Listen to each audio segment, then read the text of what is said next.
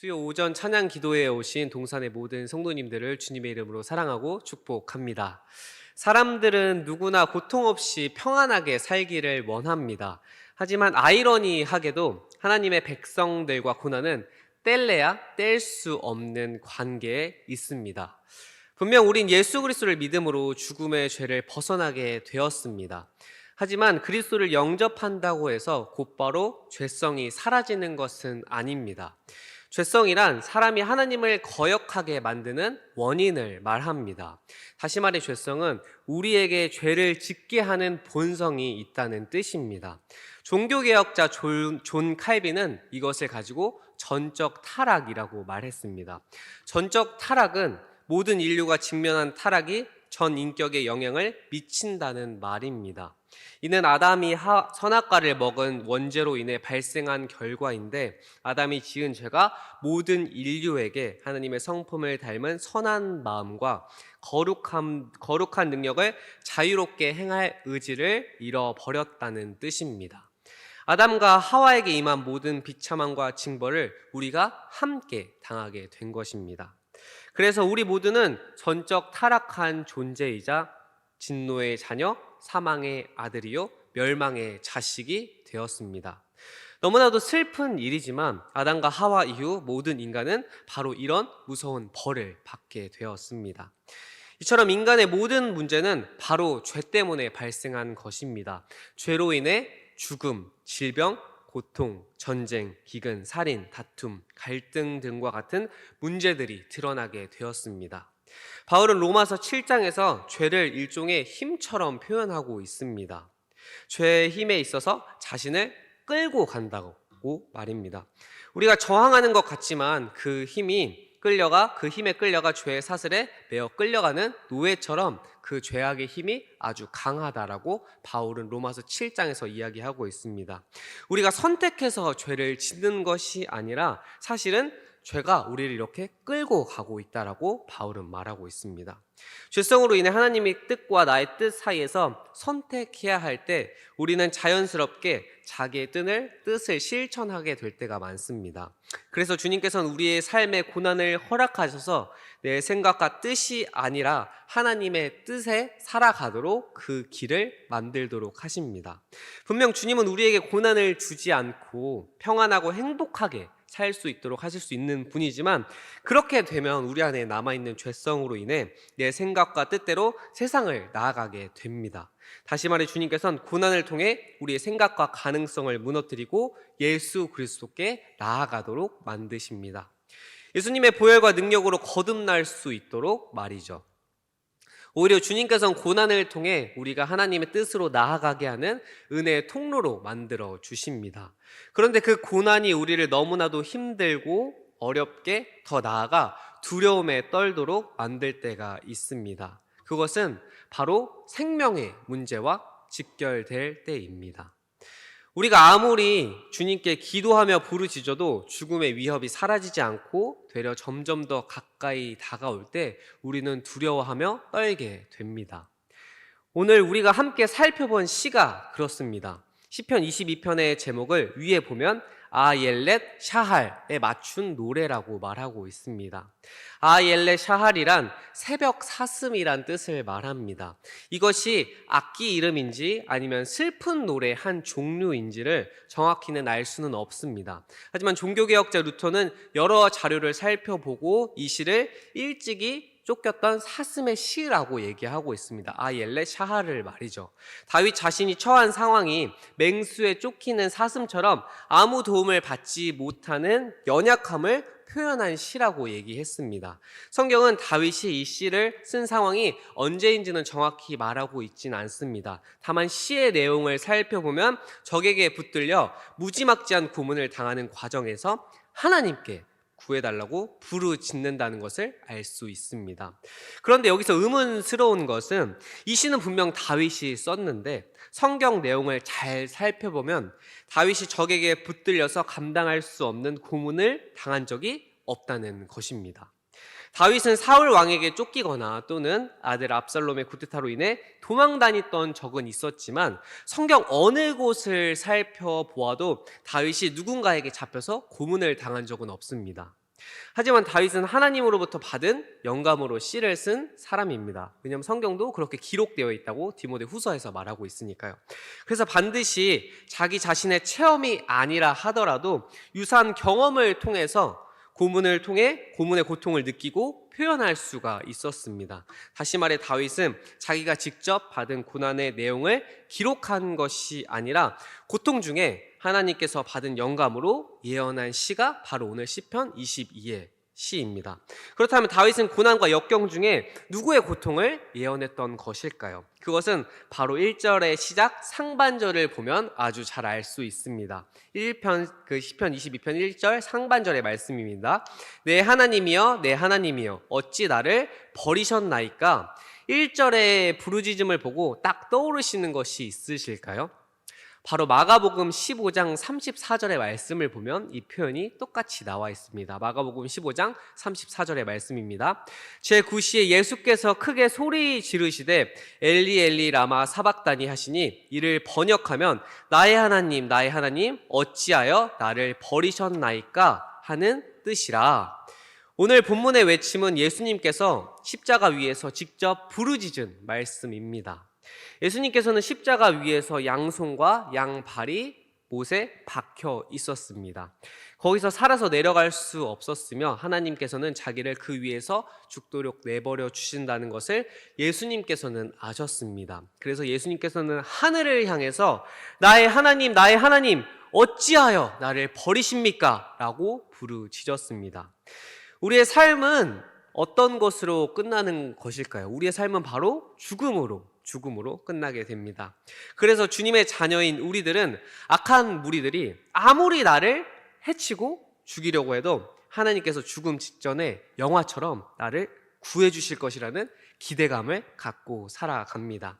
물론 하나님께서는 많은 경우 주의 백성들을 죽음의 위험에서 건져주셔서 다시 하나님께 멋지게 영광을 돌리는 삶을 살게 하십니다. 그러나 어떤 경우에는 하나님께서 우리에게 더 이상 기회를 주지 않으시고 하나님께로 데려가실 때가 분명히 있습니다.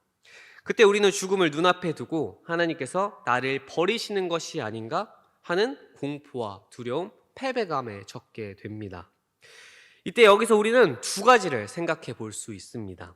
즉 어떤 사람이 믿음 때문에 무시무시한 고문을 당하고 심지어는 순교의 상황을 마주하는 순간인데도 하나님의 도우심이 오지 않는 경우입니다.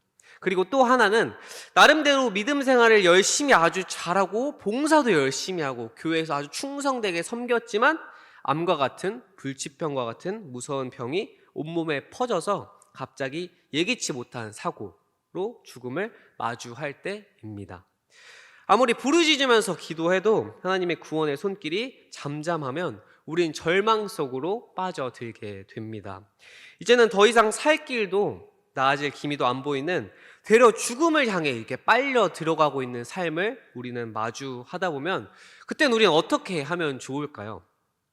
마지막 순간까지라도 생에 대한 기대를 포기하지 말고 끝까지 기도해야 할까요? 아니면 그저 삶을 체념하고 나는 그저 이제 죽게 되는구나 라고 담담하게 죽음과 이별을 받아들이고 인생을 정리해야 하는 것일까요?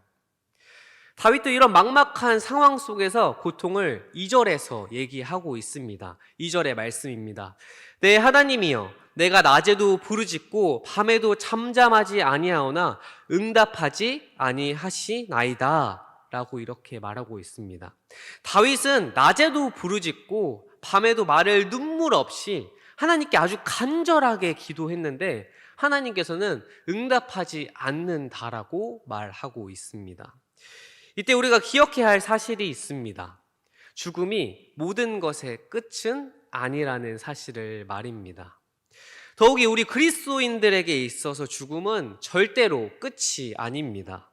정말 죽음으로 모든 것이 다 끝나버린다면 역사상 십자가에 달린 예수님보다 억울한 사람은 없을 것입니다. 왜냐하면 설교 처음에도 언급해 드렸듯이 선악과 사건으로 인해 죄가 이 세상에 들어오게 되었고 다시 말해 모든 인류가 전적으로 완벽하게 타락해 버렸다라고 말했습니다. 하지만 유일하게 예수님만은 타락하지 않으셨습니다. 예수님께서는 성령으로 태어나셨기 때문에 흰 눈처럼 깨끗하고도 거룩한 존재로 죄가 단 한 끗도 없으셨습니다. 인류 역사를 통틀어 보아도 죄가 없는 유일무이한 분은 바로 오직 예수님 한 분뿐이었습니다. 그런데 그런 죄가 없으신 분이 십자가에 매달려 죄를 받고 우리를 대신하여 돌아가셨습니다. 이처럼 죽지 않아도 되는, 아니 죽어서도 안 될 분께서 십자가에 달려서 그것도 고통을 다 느끼면서 죽는다면 이토록 억울하고도 비통한 일은 없을 것입니다. 세상의 기준에서 죽음은 완벽한 패배이고 실패이자 모든 것의 끝입니다. 그러나 예수님께서는 부활하심으로 죽음의 사슬을 끊어내시고 승리하셨습니다. 따라서 하나님에게 죽음은 아무것도 아닙니다. 죽음이 하나님과 우리 관계를 절대 갈라놓지 못합니다. 그렇게 우리를 이 세상에 두느냐 데려가느냐 하는 문제는 전적으로 하나님의 선하신 뜻 안에 있다는 사실을 믿고 우리는 모든 것을, 우리의 모든 영혼과 모든 삶을 주님께 맡겨드리며 나아가야 합니다. 우리가 이 세상에서 사는 것은 하나님을 위해 섬길 수 있는 기회가 되기도 하고 이 세상에서 누릴 수 있는 시간을 얻는 것이기도 합니다. 하지만 우리가 죽게 된다면 세상에서 누렸던 모든 것들과 우리의 모든 사랑하는 사람들과 이별하고 사라진다라고 생각을 합니다. 그래서 우리는 죽음을 두려워합니다. 왜냐하면 나의 가진 것, 내가 그동안 이뤄왔던 모든 것들, 또한 내가 그동안 사랑했던 모든 사람들, 나의 자녀들과 이별해야 하기 때문에 말이죠. 그러나 다르게 생각해 본다면 천국은 이 세상에서 누리는 것과는 비교할 수 없는 은혜가 있는 곳이라는 사실입니다. 성경에 나타난 인물들과 만나서 얘기해 볼 수도 있고 모세와 같이, 요셉과 같이 그 힘든 상황에서 어떻게 버텼어요? 라고 이야기를 하면서 그 얘기를 직접 들을 수도 있을 것이고 먼저 천국으로 떠나보낸 나의 사랑하는 사람들과도 만나볼 수 있을 것이며 무엇보다 하나님을 뵐 수 있을 것이기에 그 기쁨과 즐거움은 이루 말할 수 없을 것입니다. 하나님께서는 분명 더 좋은 것을 주기 위해 때로는 성도를 죽음의 위협에서 건지지 않으시고 데려가시기도 하십니다. 이런 결과를 마주하면 우리는 하나님께서 나를 외면하시며 버리는 것 같고 아까 다윗이 말했던 것처럼 나의 부르짖는 기도 소리에 응답하지 않는 것처럼 외면하는 것처럼 나를 홀로 내버려 둔다는 그런 마음이 들 때가 있습니다. 이렇게 죽음의 고통과 이별의 순간을 맞이할 때 또한 두 가지를 생각해 보는 것이 필요합니다. 첫 번째는 하나님께서 나를 이 사망의 고통에서 건지셔서 주님과 성도들을 위해 다시 한번 섬길 기회를 주신다는 사실과 두 번째는 나를 여기서 데려가실 수도 있다는 사실, 이 세상 속에서 말입니다. 그러나 기억해야 할 단 한 가지의 사실은 어느 것을 주시던 간에 하나님께서는 우리에게 반드시 더 유익하고 우리에게 더 좋은 것을 허락하신다는 사실입니다. 그래서 3절에서 다윗은 이렇게 고백하고 있습니다. 이스라엘의 찬송 중에 계시는 주여, 주는 거룩하시나이다. 아멘. 다윗의 이 고백은 하나님께서 거룩하시기에 찬송받으실 수밖에 없다는 뜻입니다. 왜냐하면 하나님께서는 항상 선하신 뜻을 따라서 역사하시기 때문입니다. 그리고 하나님의 계획과 역사하심은 절대로 단 한 끗도 틀린 일이 없습니다. 틀림없이 우린 그 사실을 너무나도 말씀을 통해 잘 알고 있고 예배를 통해 그것을 또한 듣고 있습니다. 그러나 단 한 번도 경험해보지 못한 고난과 역경을 마주할 때면 내가 만약 죽는다거나 내가 사랑하는 자녀와 또한 내가 사랑하는 사람들이 갑자기 죽게 된다는 그 사실을 마주할 때면 하나님의 선하심과 거룩하심을 우리는 단 한 번에 잊어버립니다. 하나님이 나와 너무나도 먼 것처럼 느껴지고 그동안의 나와 주님과의 관계가 한순간에 끊어지는 것처럼 느껴집니다. 그래서 다윗도 4절부터 7절까지의 말씀을 자세히 살펴보면 이렇게 얘기하고 있습니다. 신앙의 인물 중에서 주님께 분명히 부르짖을 때 하나님의 은혜로 구원받은 사람이 있지만 도리어 자신처럼 벌레와 같이 다른 사람에게 비아냥을 당한다고 말하고 있습니다. 넌 하나님을 의지하니까 널 분명히 도와주실 거야. 아니면 하나님이 너를 기뻐하시니까 건져주시지 않을까? 너가 믿는 하나님은 모든 것을 할 수 있는 창조주잖아 라고 하면서 다윗이 절망 중에 있는데 다른 사람들이 다윗을 이렇게 더 구렁텅이로 넣고 있다는 사실을 다윗은 얘기하고 있죠. 고난과 역경에 있는 상황에서 하나님께서 도우시는 것이 아니라 오히려 사람들이 절망으로 나를 끌어내리고 있음을 다윗은 말했습니다. 또한 12절부터 15절까지의 말씀을 살펴보면 강력한 힘을 상징하는 황소들이 머리로 들이받고 발로 밟으며 찢어서 죽이려고 하는 사자와 같은 위험이 자기를 둘러서 애워싸고 있다라고 말하고 있습니다. 이런 상황에서 다윗은 마음이 물같이 쏟아져 버리고 초처럼 녹아내려 주워 담을 수 없을 정도로 낙심되려 두려움의 뼈가 다 어긋나게 되었다라고 표현하고 있습니다. 내가 아무리 하나님으로 정신을 차리려고 해도 말씀을 통해 여러분 말씀을 통해 하나님을 의지해야 합니다를 듣고 있지만 내가 마지막에 그 상황을 마주하게 된다면 그 모든 것이 사라지고 나의 마음은 물녹듯이 쏟아져 내리고 초처럼 녹아내려서 내가 지금 도저히 어떻게 할 수 없다라고 다윗은 얘기하고 있습니다. 다윗은 고난과 어려움이 계속해서 몰아치니 자기 힘이 물기 하나 없는 질그릇같이 말라버렸고 입안이 얼마나 타는지 기도할 수 없을 만큼 혀가 잇몸에 붙어버렸다라고 표현을 하고 있습니다. 앞서 말씀드렸듯 다윗의 시는 예수님의 십자가의 순환을 생생하게 예언한다라고 표현을 했습니다. 이어서 16절의 말씀을 보면 개들이 나를 에워쌌으며 악한 무리가 나를 둘러 내 수족을 찔렀나이다 라고 말합니다. 여기서 개들은 사탄에게 붙들린 자들을 말합니다. 하나님의 말씀을 싫어하는 자들이 예수님을 죽이는 일에 사용됩니다. 개들이면 물어 뜯어야 할 텐데 수족, 손발을 찌른다라고 표현을 하고 있습니다. 이것은 예수님께서 못 박히실 것을 예언하는 것입니다. 이미 로마 군인들로 말로 충분히 예수님을 희롱했고 개와 같이 본능에 이끌린 소리를 내뱉으며 주님의 손과 발에 목을 받는다고 이렇게 다윗이 예언을 하고 있습니다. 사람은 이런 정신적인 충격을 받으면 모든 것을 놔버리게 됩니다. 아무것도 할 수 없는 상태가 됩니다. 예수님께서는 정신뿐만 아니라 육체적으로도 엄청난 고통을 온전히 받으셨습니다. 그래서 로마 군인들은 예수님께서 십자가에 못 박히셨을 때 쓸개즙을 탄 포도주를 주려고 했습니다. 쓸개즙은 진통제 효과가 있습니다. 그러나 예수님께서는 그 쓸개즙을 마시지 않았습니다. 그 쓸개즙을 탄 포도주를 조금이라도 마신다면 지금 있는 고통이 조금 나아질 수도 있을 것인데 주님께서는 그러지 않으셨습니다. 정신적으로도 육체적으로도 예수님께서는 온전한 모든 고통을 당하셨고 로마 군인들과 시민들 모두 그런 주님의 모습을 끝까지 지켜보았습니다. 그리고 이어서 17절에서는 이렇게 말하고 있습니다. 내가 내 모든 뼈를 셀 수 있나이다. 그들이 나를 주목하여 보고. 엄청난 육체적 정신적 고통에서도 예수님께서는 자기의 뼈를 셀 수 있을 정도로 정신이 맑으셨다라고 말하고 있습니다. 그리고 그들은 예수님의 옷을 나누어 가졌습니다. 18절의 말씀을 보면 내 겉옷을 나누며 속옷을 제비 뽑나이다 라고 말합니다. 시편의 말씀 그대로 예수님을 못 박았던 로마 군인들은 주님 곁에서 옷을 4등분 하여서 하나씩 나누어 가졌습니다. 그리고 속옷은 짠 것이 아니기 때문에 나눌 수가 없어서 제비를 뽑아 한 사람이 가져갔습니다. 이것은 그들이 얼마나 탐욕스럽고 이기적인가를 보여줍니다. 그러나 그들이 하나님의 아들에게서 얻을 수 있었던 것은 고작 낡은 옷, 그것도 조각난 옷, 속옷이 전부였습니다.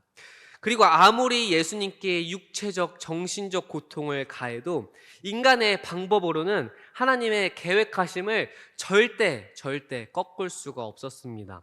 예수님께서는 그래서 끝까지 하나님의 도우심을 간구했습니다. 19절의 말씀입니다. 여호와여 멀리하지 마옵소서. 나의 힘이시여 속히 나를 도우소서. 아멘. 예수님께서는 죽음이 끝이 아니라는 사실을 알았습니다. 육체는 끝나지만 영혼은 끝이 아니었기 때문입니다. 그래서 주님은 끝까지 하나님을 의지했습니다. 자기 영혼을 끝까지 보호하시고 지킬 분이 하나님 한 분이라는 사실을 말입니다. 따라서 우리도 고통 중에 하나님의 도우심을 더욱 의지해야 합니다. 우리의 모든 삶도 철저하게 주님께 맡겨져 있기 때문입니다. 이 세상에 사는 육신은 잠깐이지만 영원히 존재할 영혼은 온전히 하나님께 달려 있습니다. 다윗은 그리스도의 고난을 예언하면서도 우리가 완벽하게 하나님의 뜻 안에 있음을 말했습니다. 시편 22편 9절에서부터 11절까지의 말씀입니다. 오직 주께서 나를 모태에서 나오게 하시고 내 어머니의 젖을 먹을 때 의지하게 하셨나이다. 내가 날 때부터 주께 맡긴 바 되었고 모태에서 나올 때부터 주는 나의 하나님이 되셨나이다. 나를 멀리하지 마옵소서. 환난이 가까우나 도울 자가 없나이다. 다윗의 고백처럼 예수님은 이 세상에 오실 때부터 전적으로 하나님께 맡겨진 상태였습니다. 우리의 삶도 마찬가지입니다. 눈에 보이는 육체는 잠깐이지만 우리의 영혼은 온전히 주님께 맡겨진 상태입니다. 그래서 예수님은 죽음의 순간이 찾아왔을 때도 이것조차 하나님이 정하신 뜻이라는 것을 기꺼이 알고 그 뜻에 순종하셨습니다. 주님은 아버지께서 주시는 잔을 피하지 않으셨습니다. 비록 그 잔이 몹시 고통스럽고 쓴 잔이라고 할지라도 한 방울도 남김없이 다 마시기를 원하셨습니다. 이처럼 우리 삶에서도 이렇게 형언할 수 없는 버거운 고난이 찾아올 수 있을지도 모르겠습니다. 어쩌면 과거부터 현재까지 고난이 나를 괴롭히고 있을지도 모르겠습니다. 그리고 그 안에서 우리가 원치 않는 결과를 마주할 때도 있을 것입니다. 하지만 확신하게 단언할 수 있는 사실은 예수님께서 십자가의 고난 중에서도 우리의 손을 절대 놓지 않으셨던 것처럼 주님만을 바라볼 때 하나님의 영광이 우리의 삶을 통해 드러난다는 사실입니다. 하나님께서는 우리에게 그저 생명을 주시고 방관하는 분이 절대 아니십니다. 다윗이 말한 9절에서부터 11절의 고백처럼 주님과 우리도 함께 허락해 주셨기 때문에 이 세상 안에서 생명을 소유할 수 있었습니다. 이처럼 우리의 머리털까지 세시는 창조주 하나님께서 절대 우리를 외면하시고 묵묵부답하시며 그저 내버려 두시지 않습니다. 우리가 낮에도 밤에도 애처롭게 기도할 때 주님은 그 기도에 묵묵부답하시는 게 아니라 그 고통 안에서 우리가 무엇을 바라보아야 할지, 우리의 중심이 어떻게 가야 할지를 원하고 계신다는 사실입니다. 우리는 고난과 환난 중에 이 고통을 벗어나기 원하지만 우리가 해야 할 사실은 바로 우리의 생명과 주관을 허락해 주신 하나님께 있기 때문에 우리는 그 안에서 하나님을 만날 것을 구해야 합니다. 그리고 그분의 뜻 안에서 우리의 삶에 이루어지기를 소망하며 나아가야 합니다. 분명히 우리의 육체가 죽는다는 사실과 우리의 사랑한다는 사실, 사람과 이별한다는 사실이 우리의 삶에서 너무나도 힘든 사실이고 또한 말로 형언할 수도 없고 그 고통이 얼마나 큰지도 알 수 없고 말로 표현할 수 없는 너무나도 큰 고통이지만 그럼에도 그것을 통해 우리가 해야 할 것은 그것을 통해서 하나님을 바라보아야 하는 것이고 내 영혼은 온전히 주님께 달려있기 때문에 잠시 살아갈 육체의 고난에 집중하는 것이 아니라 영원히 함께할 하나님을 바라보면서 그 영원하실 나와 함께하실 그 예수 그리스도의 은혜를 바라보면서 나아가야 한다는 그러한 사실입니다. 그렇게 고난과 죽음은 결코 실패와 끝이 아닙니다. 부활하심으로 우리를 죄의 사슬에서 끊어내시고 승리하셨던 것처럼 하나님께서는 우리를 통해 끝까지 이기게 하실 것입니다. 끝까지 인내하고 주님만을 바라보며 나아갈 때 끝끝내 우리의 영혼은 하나님의 영광과 은혜의 승리를 누리게 될 것입니다. 어떠한 상황 속에서도 우리와 함께 하실 하나님의 영광과 은혜를 풍성히 누리며 그리고 나의 영혼은 온전히 주님께 달려있고 나의 영혼은 실패하지 않으실 것이며 하나님의 계획 안에서 영원히 누릴 것이라는 그 은혜와 사랑을 믿고 의지하며 나아가는 동산의 모든 성도님들이 되길 주님의 이름으로 소망하고 축복하겠습니다. 우리 이 시간 말씀을 기억하며 기도하길 소망합니다.